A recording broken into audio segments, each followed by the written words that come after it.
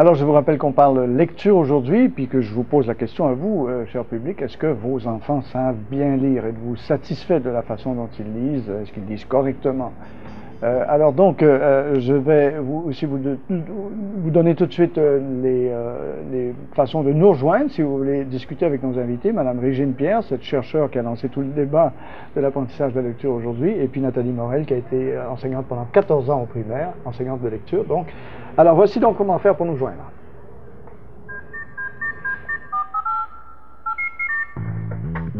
Par téléphone, si vous appelez de la région de Montréal, faites le 514-790-0060. De l'extérieur de Montréal, composez sans frais le 1866-790-0060.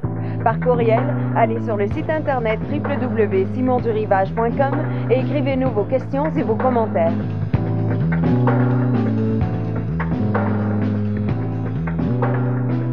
Alors donc, Régine Pierre est avec nous. Bonjour, Madame Pierre. Vous avez entendu Lise Ouellette du ministère de l'Éducation juste avant nous, là, qui dit que les enseignants n'utilisent pas seulement la méthode globale, qu'ils utilisent toutes sortes d'approches, toutes sortes de façons pour enseigner à lire aux enfants. Puis elle nous dit, je sais que vous n'êtes pas d'accord avec ça, mais que les petits Québécois lisent mieux que les petits Français, les petits Américains et les autres petits francophones.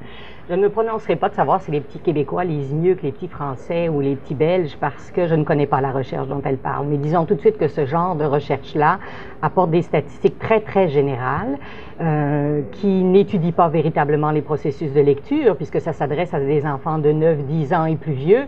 Donc, c'est tout autre chose qu'on évalue que ce dont moi je parle. Il y en a une seule façon d'évaluer si un enfant sait lire, c'est de lui dire « lis-moi ça à haute voix ». Oui, mais à 9-10 ans, un enfant sait lire depuis 3 ans. Donc, ce que le ministère a de la difficulté... Un enfant de première année, là. Oui, mais c'est ça. Mais ce que le ministère a de la difficulté à comprendre, toute la confusion derrière le curriculum, hein, c'est que le ministère définit la lecture par la compréhension. Lire, c'est comprendre. C'est pas vrai, on comprend dans le langage oral aussi. Ce qui est le propre de la lecture, c'est le décodage. Vous donnez un texte à un enfant de 4e année, puis vous lui dites « lis-le », vous ne regardez pas le texte. Quand l'enfant l'a lu, vous savez de quoi le texte parle. Mais vous donnez un texte à un enfant de 1re année, puis vous lui dites « lis-le », il ne sortira rien de la bouche de l'enfant.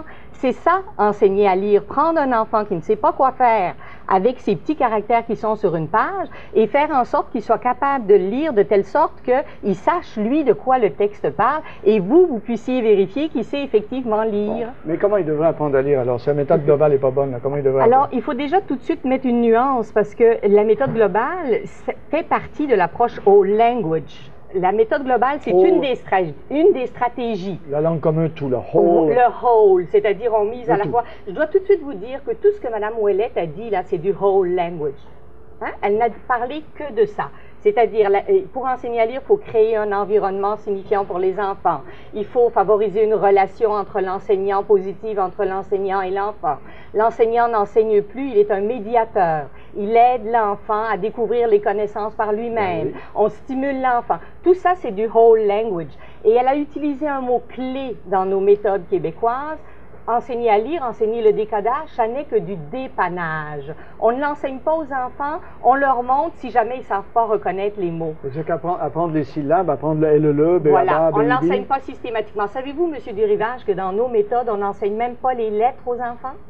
Il y a 2-3 activités comme ça, mais les enfants n'apprennent jamais systématiquement les lettres de l'alphabet, alors que dans le curriculum de maternelle, on dit l'enfant va savoir quelques lettres à la fin de la maternelle. Et puis dans les méthodes de première année, on leur demande tout de suite de reconnaître globalement des mots. Puis là, il va y avoir 2-3 activités sur les lettres, mais on ne leur enseigne jamais l'alphabet. Je me tourne vers Mme Morel. C'est vrai, ça? C'est en partie vrai. Je vais vous dire qu'il faut nuancer beaucoup entre la théorie et la pratique. Et c'est pour ça qu'aujourd'hui, moi, j'apprécie beaucoup qu'on tienne ce débat-là, parce qu'on vient parler du fond, les fondements de la réforme, le contenu des programmes. Pendant 14 ans, j'ai devant moi des élèves, j'ai des guides pédagogiques, j'ai mes programmes ministériels, je lis tout ça, je m'approprie, et après ça, je regarde les petits corps, les êtres humains qui sont devant moi, je leur transmets des savoirs et j'enseigne. Et c'est ça aujourd'hui qu'on n'a pas entendu de la bouche de Mme Ouellette. On n'entend plus ça. On parle de l'apprentissage de l'enfant, mais l'enseignante et l'enseignant ont un rôle qui est de transmettre des connaissances et des savoirs. Oui. Et oui, à mon école, présentement, les profs de première année vont enseigner avec la méthode globale, ainsi qu'avec la syllabation et le syllabique, même si le programme ne dit pas noir sur blanc tout ça, parce que dans la conscience professionnelle et le fait d'enseigner, l'acte d'enseigner, on sait que l'enfant doit acquérir, mais c'est dangereux parce qu'on dérive dans la théorie, c'est pas ça, c'est parce qu'on a des individus qui les professeurs ont beaucoup d'autonomie. Faire. Mme Ouellette disait ça tantôt, les professeurs ont beaucoup d'autonomie, c'est ça. Sur les choix des méthodes, il est vrai. Mais de là à affirmer que ce n'est que le global qui est utilisé pour l'apprentissage de la lecture présentement dans les salles de classe, non, c'est pas vrai. Ça, ce que les enfants apprennent à lire avec différentes méthodes et la syllabation parce que les enseignantes et les enseignants, dans l'autonomie de leur profession et parce qu'ils savent qu'ils doivent amener les enfants à lire, et pas juste à développer des compétences, mais c'est ça que le programme dit. Alors, il faut faire attention parce que la théorie est gravement malade. Pour moi, ce que je dis, ça n'est pas, ce que j'ai critiqué, ça n'est pas ce qui se fait dans les classes ni ce que les enseignants font, c'est ce qu'il y a dans le curriculum et dans les méthodes. Mes textes, tous mes textes portent là-dessus. Vous dites que la méthode globale n'est pas bonne. Non, moi, ce que je dis, c'est que l'approche whole language, attention, il y a encore une nuance, parce que tout ce que vient de dire Mme Morel, ça rentre dans l'approche whole language aussi. Alors, je reviens au tout début de l'émission, je donnais l'exemple du mot pomme. Oui, voilà. L'enfant voit une pomme, c'est écrit pomme en dessous, puis là, il enregistre. Hein, son cerveau enregistre qu'une pomme, ça s'écrit, enfin, ça a l'air de ça, un P, O-M, il voit le mot globalement. Ça, c'est la reconnaissance globale, mais ça, c'est une des stratégies. C'est pas mauvais. C'est une des stratégies. On n'apprend pas à lire avec ça. On introduit les enfants à l'écrit, mais ce que mes recherches ont démontré, puis la recherche que je rapporte dans la revue des sciences de l'éducation, c'est que les enfants n'apprennent pas à lire avec ça. Ils apprennent à lire quand on leur enseigne le décodage. Alors, le décodage, c'est la méthode syllabique. Voilà. Le B-A-B-A, le B. Voilà, mais il ne faut pas faire juste ça. Il faut que ça soit associé. Mais il faut en faire. C'est ce que les recherches montrent et c'est ce que Mme Morel, en enseignante expérimentée, fait. Mais quand moi, je forme les jeunes enseignants, là, s'ils écoutent Mme Ouellette ou s'ils lisent le curriculum, ils me disent, bien, Mme Pierre, qu'est-ce que je fais avec ça? Allez-vous nous montrer comment on va enseigner à lire? Allez-vous nous donner une méthode?